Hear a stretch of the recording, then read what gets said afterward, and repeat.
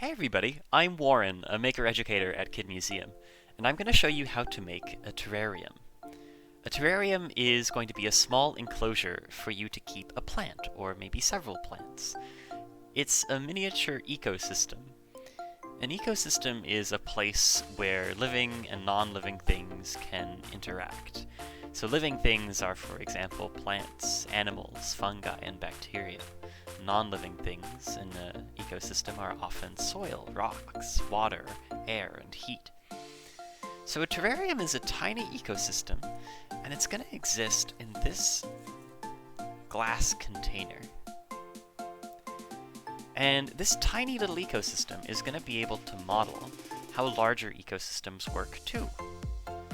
Many processes that happen inside of little terrariums also happen inside of larger ecosystems.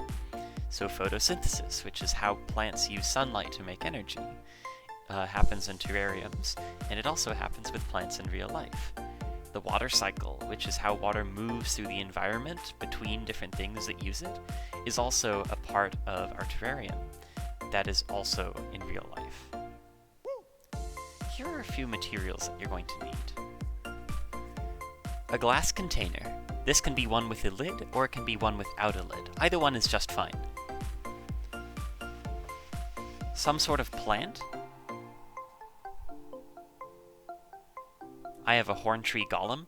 Any sort of succulent works really well.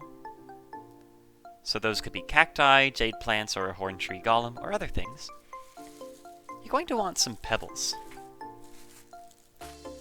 as well as some soil,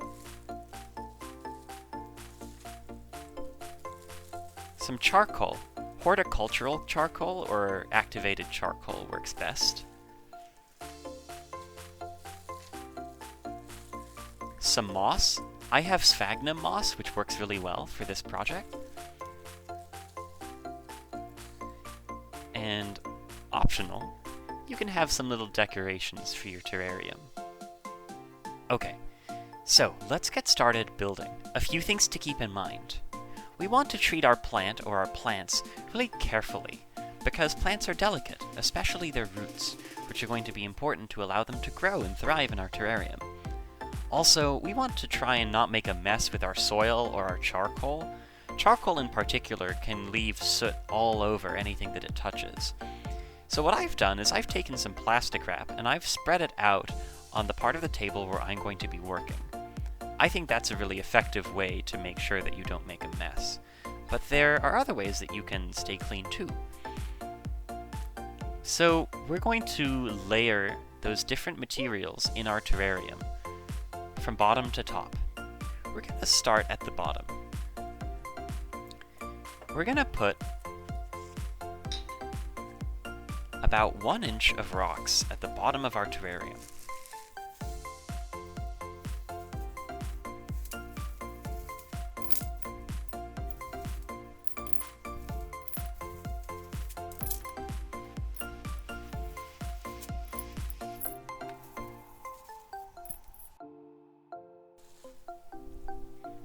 Once we have 1 inch of rocks, the next thing we're going to do is we're going to add half an inch of activated charcoal. So the purpose of our rocks is they help water drain down. The purpose of the charcoal that goes on top of them is it filters the water as it drains down into the pebbles.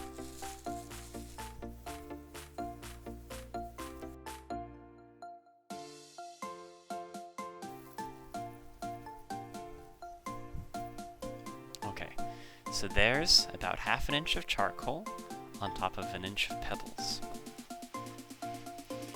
The next thing that we want is a thin layer of our moss. Sphagnum moss is best for this.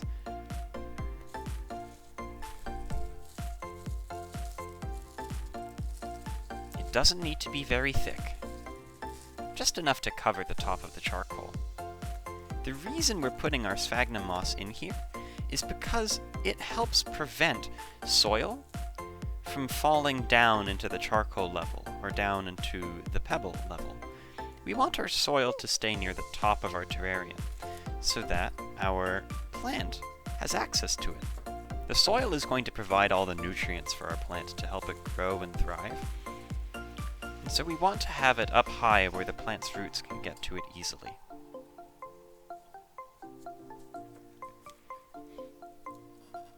I'm using my fingers to help spread out the sphagnum moss, but depending on the shape of your bottle, that might not be possible.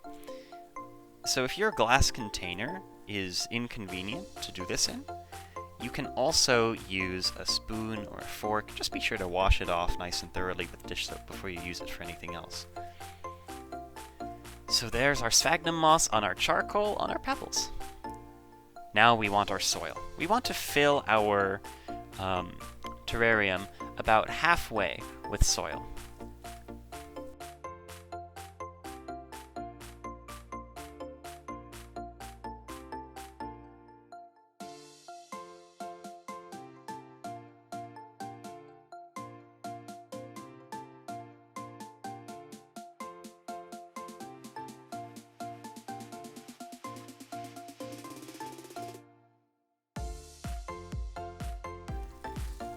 It's time to put our plant inside.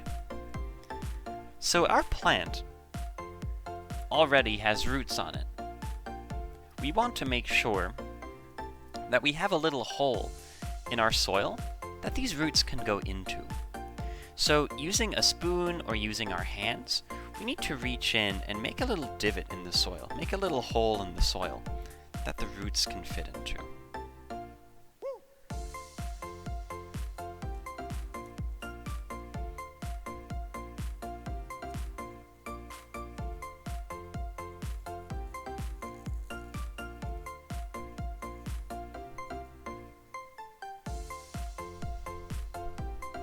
Alright. Wonderful. There we go. And lastly, if you want to add some decoration, now's the perfect time. I have this little 3D printed yellow boat, and I'm gonna slip it inside. Just next to my plant.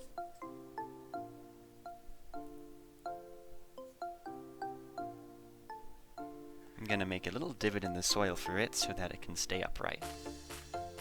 And there we go. A few important notes on keeping care of your plant in your terrarium.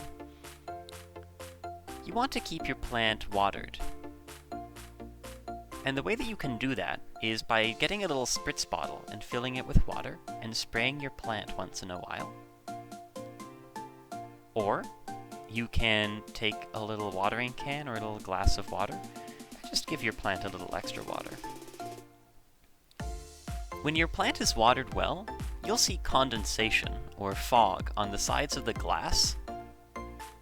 If there's no more condensation, that's your cue to put in some more water. Or if the soil ever feels dry, that's another good cue to put in some more water.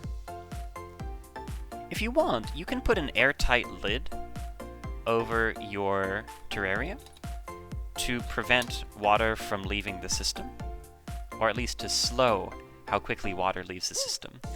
If you put an airtight lid over your terrarium, that means that you won't have to water it as often, because it'll hold on to its water for longer.